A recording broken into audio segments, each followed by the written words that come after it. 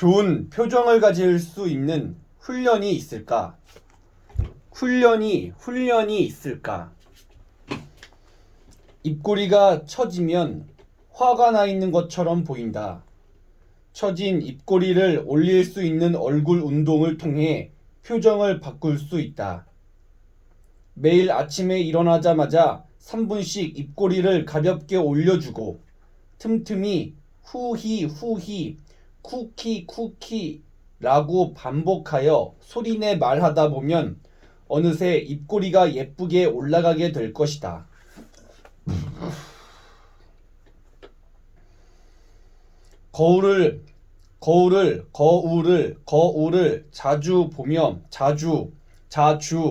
거울을 자주 보며 다양한 표정을 지어보고 마음에 드는 표정, 호감을 줄 수 있는 표정을 찾아 머릿속에 외워두면 언제 어디서나 그 표정을 지을 수 있다.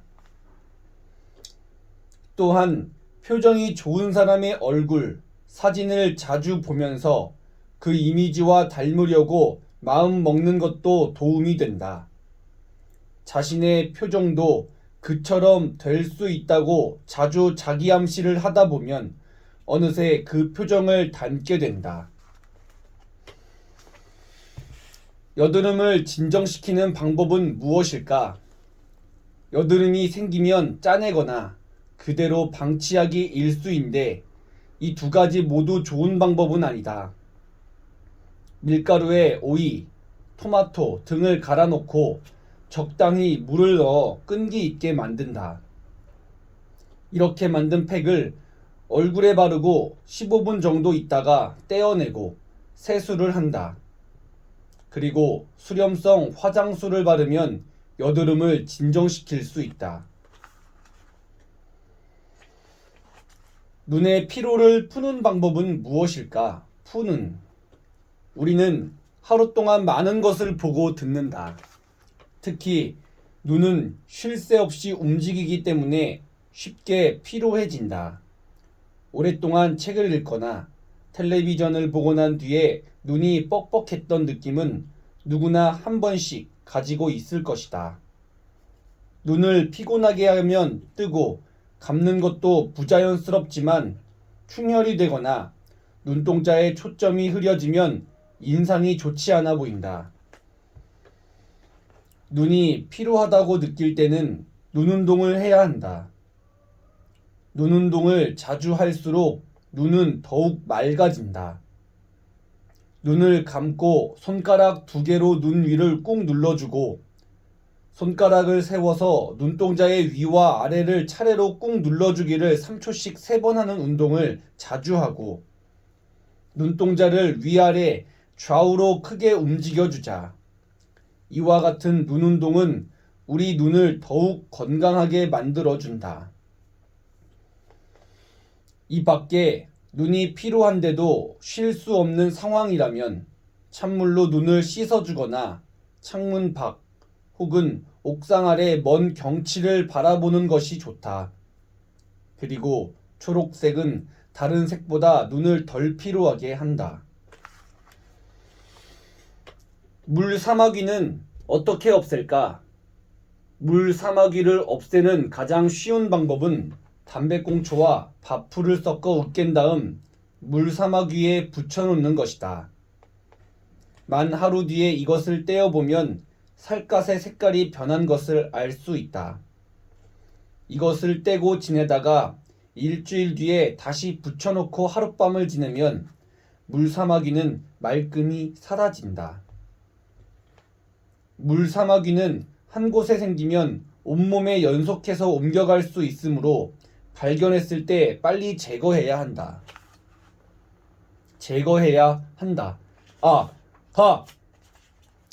살에 박힌 가시는 어떻게 없앨까? 살에 가시가 박히면 통증이 있어도 잘 뽑히지 않기 때문에 꽤 성가시다. 맨손으로 제거하는 것이 어려운 경우 가시가 박힌 부위에 얼음을 문질러 피부의 신경을 무감각하게 만든 다음 바늘이나 족집게로 뽑아낼 수 있다. 가시가 깊이 박혀 있을 때는 신경통에 바르는 고약을 바르고 얼마간 그대로 두다 보면 가시가 살갗 밖으로 나와 있을 것이다. 식중독을 피하는 방법에는 어떤 것들이 있을까? 시장을 볼 때 냉동해야 하는 식품은 가장 나중에 사서 신선도가 떨어지지 않게 한다. 냉장실과 냉동실은 3분의 2만 채워야 한다. 꽉 채우면 틈이 없어서 냉기가 흐르지 못하므로 냉기를 쐬지 못한 식품은 상하고 만다. 육류, 어패류 등은 흐르는 수돗물로 씻어야 한다. 동물을 만지고 화장실에 다녀오고 흙을 만지면서 자신도 모르게 수많은 병균들을 만지게 된다. 조리를 하기 전에는 꼭 손을 비눗물로 씻어야 한다. 생고기나 생선을 자른 도마와 칼로 다른 식품을 자르지 말아야 한다. 생고기나 생선을 자르고 난 다음에는 꼭 씻은 후에 다른 식품을 잘라야 한다. 행주는 자주 갈면서 사용하고 쓰던 행주는 락스를 푼 물에 하루 정도 담그거나 삶아서 소독을 해야 한다. 조리 전후의 식품을 실온에서 10분 이상 두는 것은 위험하다. 음식은 실온에서 금세 상하기 때문이다. 남은 음식을 치우기 전에는 꼭 손을 씻어야 하고 깨끗한 용기에 담아야 하며 되도록 빨리 냉장고 속에 넣어야 한다. 과연 사우나로 다이어트를 할 수 있을까? 우리 몸은 거의 70% 정도가 수분으로 이루어져 있는데 체중이 기준보다 훨씬 많이 나가는 사람들은 대개 지방이 많아서 체액이 정상인보다 적다. 많은 사람이 사우나를 하면 살을 뺄 수 있을 것이라고 생각하는데 사실은 그렇지가 않다. 사우나를 하는 동안 사람의 몸속에서 체액과 함께 칼륨, 칼슘, 마그네슘, 인 등 꼭 필요한 성분들은 몸 밖으로 빠져나가지만 지방은 빠져나가지 않는다. 체중을 줄이려면 지방을 태워야 하고 지방을 태우려면 산소가 필요하므로 달리기, 걷기, 운동과 같은 유산소 운동을 해야 살을 뺄 수 있다. 운동을 할 때도 사우나를 할 때처럼 땀이 줄줄 흐르지만 운동을 할 때 흐르는 땀은 노폐물, 발암물질, 중금속 등으로 이루어져 있으므로 안심하고 열심히 흘려도 된다. 환경호르몬은 왜 위험할까? 환경호르몬, 내분비계 장애물질. 인체의 정상적인 내분비 기능을 방해하는 합성 또는 자연상태의 화학물질로 생식능력에 이상을 일으키고 후손에게까지 전달되는 등 사람에게 매우 위험한 물질이다. 환경호르몬은 사람의 몸속에 들어가 진짜 호르몬인 척하며 모방을 하는데 이 가짜 호르몬인 환경호르몬이 몸속 세포 물질과 결합하여 비정상적인 생리작용을 일으킨다. 더 큰 문제는 이러는 동안 진짜 호르몬이 할 수 있는 역할 공간을 가짜 호르몬이 완전히 빼앗아 버리는 것이다. 이를 봉쇄라고 하며 대부분의 환경 호르몬이 모방과 봉쇄를 하고 있다. 심각하게 생각해 볼 것은 이 물질이 사람이 살고 있는 환경에 산재해 있다는 것이다. 일례로 컵라면 용기에 환경 호르몬이 들어있다는 사실이 실험을 통해 밝혀졌었는데 환경 호르몬의 악 영향을 깨달은 사람들의 목소리 덕분에 지금은 여러 기업에서 환경 호르몬이 들어있지 않은 컵라면 용기를 내놓고 있다. 쓰레기 소각시설의 다이옥신 배출 문제도 있었다. 다이옥신은 사람의 몸속에 들어가 생식, 면역 등 내분 비계통과 태아의 발달에 치명적인 영향을 미치는 유독물질로 가장 큰 위험은 암이 아니라 호르몬 교란이라고 한다. 이 외에도 랩, 합성세제, 플라스틱 컵, 젖병 등 우리 주변에는 화학 제품으로 만든 물건들이 굉장히 많고 현실적으로 이런 물건들을 사용하지 않고 생활하기는 매우 불편하기 때문에 더욱 신경 써서 주의할 필요가 있다. 사람이 만든 물품 말고도 자연계에 존재하는 내분비계 장애 물질이 있지만 이것은 무시해도 좋을 정도의 영향력이기 때문에 인간이 인공적으로 생산하거나 생산 과정에서 만들어지는 화학 물질이 훨씬 더 위험하다. 내분비계 장애 물질은 남성의 정자수를 감소하고 활동력을 저해하는데 일본의 한 대학에서 20대 남성 34명의 정액을 채취해 조사한 결과 정자수와 활동력이 세계보건기구 WHO 기준을 충족시킨 사람이 단 한 명에 그친 것으로 나타나기도 했다. 이것은 인간뿐 아니라 야생 동물에도 나타나는 현상으로 세계 곳곳에서 내분비계 장애를 갖고 있는 야생 동물들이 발견되고 있다. 일본에서는 생식, 면역 등의 문제가 생기는 것을 우려해 수십만 개의 어린이용 플라스틱 테이블을 폐기했고 유럽연합은 폴리염화 비닐 PVC로 만든 장난감의 유해 여부를 알아내기 위해 검토를 하기 시작했으며 경제협력개발기구 OECD는 내분비계 장애물질에 대한 공통 시험 방법을 만들어 규제하는 방안을 논의했다. 탈모가 일어나기 전에 막을 수 있는 방법은 없을까? 유전적인 영향이나 스트레스로 인해 머리카락이 빠지면 곧 대머리가 되는 것이 아닐까 싶어 불안해지기 마련이다. 그렇다고 빠지는 머리카락을 가만히 내버려 둘 수는 없다. 우선 머리카락이 빠지는 것을 막기 위해 구기자를 이용할 수 있다. 구기자의 어린 잎과 싹을 달인 물로 머리를 감으면 더 이상 빠지는 것을 어느 정도는 막을 수 있다. 한두 번으로는 효과가 나타나지 않으므로 오랫동안 계속해서 사용해야 한다. 또한 생강즙을 물에 타서 가재나 탈지면에 묻혀 두피에 바르는 것도 큰 효과가 있다. 생강즙의 냄새가 너무 강해서 다른 사람에게 불쾌감을 줄까 걱정된다면 참기름과 소금을 1:1 비율로 섞어서 두피에 바르는 것도 좋다. 코감기에 걸렸을 때 막힌 코를 시원하게 할 수 있을까? 코감기에 걸리면 코로 숨쉬기가 곤란해져 답답함을 느끼기 마련이다.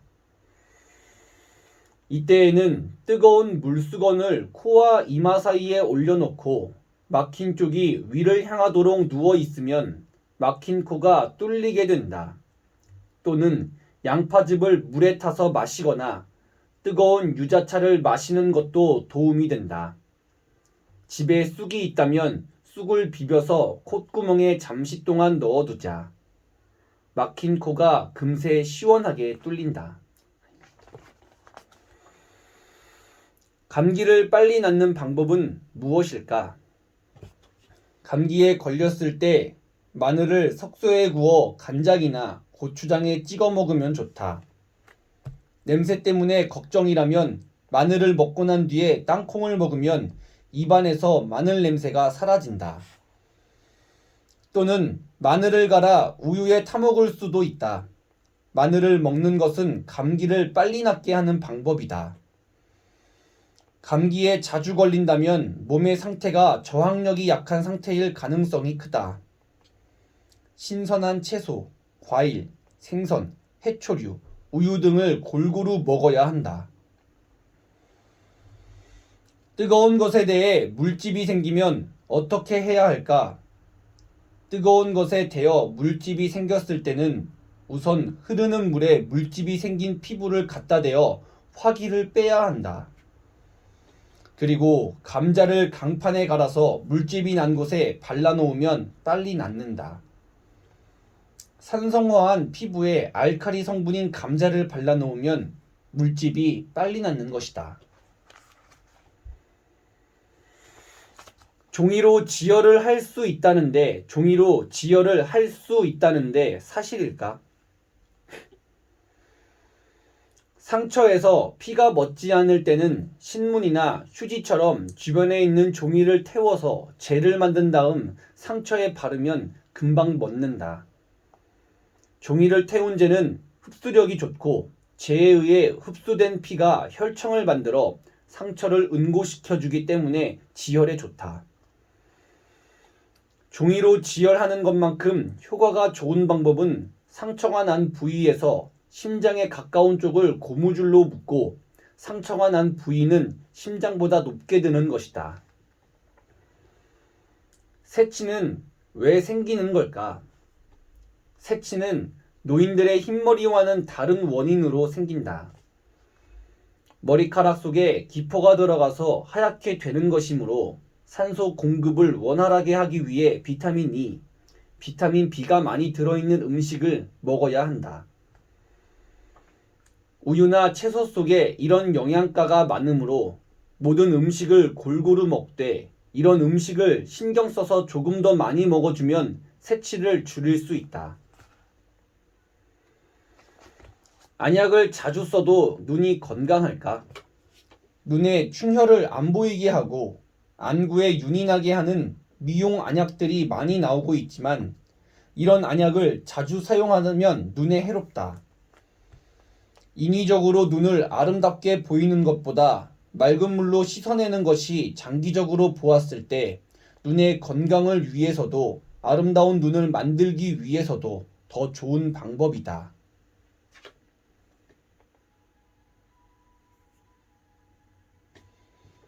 무좀을 없애는 방법이 없을까? 무좀이 있는 상태가 오래되면 더욱 치료하기가 어려워진다. 무좀균이 피부 깊숙이 들어가기 때문이다.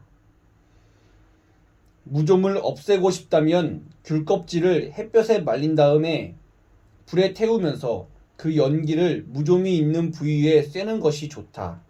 하루 2회에서 3회, 15일에서 20일 정도 계속해주면 효과를 볼 수 있다.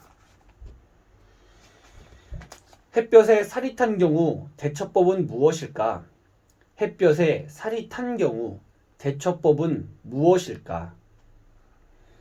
햇볕에 살이 타서 붉게 되거나 벗겨진다면 감자를 갈아 그 부위에 얹는 것이 좋다.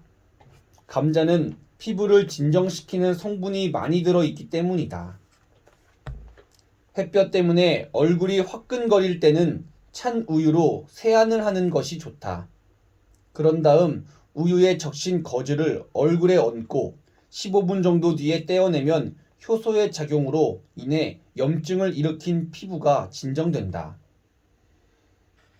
치통이 심할 때 통증을 완화할 수 있는 방법이 있을까? 충치 때문에 통증이 심할 때는 40g 정도의 우엉을 갈아서 즙을 내고 소금을 약간 넣어 걸쭉해질 때까지 달여 통증이 있는 부분에 발라보자. 신기하게도 통증이 완화될 것이다. 피마자나 마늘을 구워서 이에 물고 있어도 치통을 가라앉힐 수 있고 무즙을 치주와 볼 사이에 넣고 있어도 치통이 사라진다. 감잎을 삶은 물에 소금을 타서 양치할 때 쓰면 통증을 없앨 뿐 아니라 충치가 생기는 것을 막아주는 역할을 한다. 설사를 멈추는 방법은 무엇일까? 식중독 혹은 여러 가지 이유로 배탈이 나면 설사를 하게 된다. 계속해서 화장실을 들락거리며 설사를 하다 보면 어느새 온몸에 기운이 빠지고 만다. 설사가 계속될 때 매실 장아찌와 마늘을 먹어보자. 매실 장아찌와 마늘이 설사를 멈추게 해줄 것이다. 매실초에서 건져 말린 매실 장아찌에서 씨를 빼낸 다음 빻아놓고 생마늘 한쪽을 강판에 갈아 빻은 매실 장아찌와 섞어서 먹으면 된다.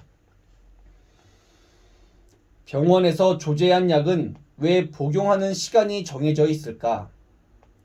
병원에서 조제한 약은 보통 식전 30분, 식후 30분에 먹으라고 말하거나 표시한다. 왜 이렇게 시간을 정해놓는 것일까? 그것은 바로 약 성분이 몸에 들어갔을 때 큰 효과를 내게 하기 위해서다. 약 성분은 혈액에 퍼져 적당한 혈중 농도를 유지할 때 효력이 있기 때문이다. 약 성분이 몸에 들어가 혈중 농도를 일정하게 유지하는 시간 간격은 5시간에서 6시간으로 사람이 식사를 하는 간격과 비슷하다. 그래서 식사 시간에 맞춰 약을 복용하게 되는데 또 다른 이유로는 약을 먹는 것을 잊지 않고 하기 위해서이기도 하다. 지용성 비타민 A, D, E, K제를 포함한 몇몇 약은 음식의 지방분에 녹아 흡수되기 때문에 식사를 하고 난 뒤에 약을 먹는 것이 약효를 더욱 높인다. 그러나 음식물과 같이 먹으면 흡수력이 떨어지는 약들이 많고 음식과 섞여 소화관 벽을 자극하는 약도 있으므로 식후 30분에 먹으라고 한 약은 반드시 시간을 맞춰 먹는 것이 몸에 좋다. 땀을 많이 흘리고 나서 얼만큼의 물을 마셔야 몸에 좋을까?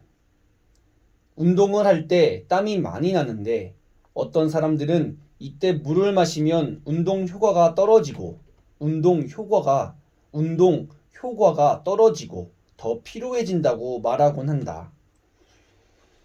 또 설사를 할 때 물 혹은 수분이 있는 음식을 먹지 말라고 말하는 사람도 있다. 그러나 이것은 사실과 다르다. 운동을 할 때 혹은 설사가 났을 때 물을 많이 마시지 않으면 탈수 현상이 생겨 혈액 용량이 감소되고 수분 부족과 함께 염분 부족으로 위험한 상황이 될 수 있다. 땀을 많이 흘리거나 설사를 하면서 몸속에 수분을 많이 배출했기 때문에 갈증이 났을 때는 바로바로 보충해 주어야 하는 것이다. 이런 때 물을 마시지 않는 것은 매우 위험하고 땀을 많이 흘리거나 설사를 계속한다면 평소보다 물을 더욱 많이 마셔야 한다. 등산을 할 때도 땀을 많이 흘리는 것을 대비해 물과 식염을 준비해 가는 것이 좋고 군대에서는 행군을 하면서 탈수증이 생기는 것을 방지하기 위해 식염과 중조를 섞어 만든 영분 소실 방지용 정제를 군인들에게 준다. 목에 가시가 걸렸을 때 대처하는 방법은 무엇일까? 식사를 하다가 생선 가시가 목에 걸리면 이질감에 매우 불편하다. 이때는 맨밥을 크게 한 숟가락 떠서 씹지 않고 삼키면 도움이 된다. 밥과 함께 생선 가시가 내려가기 때문이다. 이렇게 해도 가시가 목에 여전히 걸려 있다면 약간의 솜을 뭉쳐서 긴 실에 매달아 삼켰다가 꺼내는 방법도 있다. 입냄새를 없앨 수는 없을까? 입냄새가 나는 사람과는 대화하기가 힘들고 곁에 가는 것도 꺼려진다. 그런데 입냄새가 나는 당사자는 자기한테 입냄새가 난다는 것을 모르기 일쑤고 다른 사람들도 당사자가 민감하게 받아들일지도 모른다고 생각해 좀처럼 알려주지 못한다. 입냄새는 대부분 위장, 호흡기 질환, 혐기성 세균에 의해 난다. 위장, 호흡기 질환으로 인해 입냄새가 나는 경우는 우선 치료를 해야 입냄새가 없어질 것이다. 혐기성 세균 때문에 입냄새가 나는 경우는 혐기성 세균이 유산균에 약하므로 설탕물로 입안을 헹구어 유산균을 증식하는 것이 좋다. 거칠어진 입술을 보호하는 방법이 있을까? 차가운 바람이 부는 날 외출했을 때, 피로가 쌓였을 때, 영양 상태가 좋지 못할 때는 여지없이 입술부터 거칠어진다. 이런 때는 보습제를 발라도 그때뿐일 경우가 많고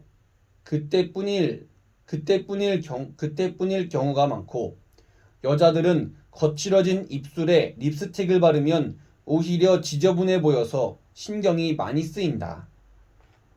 거칠어진 입술을 보호하는 가장 좋은 방법은 꿀을 바르는 것이다. 입술에 수시로 꿀을 발라주면 거칠어진 입술이 곧 부드러워진다. 또 물을 자주 마셔서 몸이 전체적으로 건조해지지 않도록 예방하는 것이 좋다.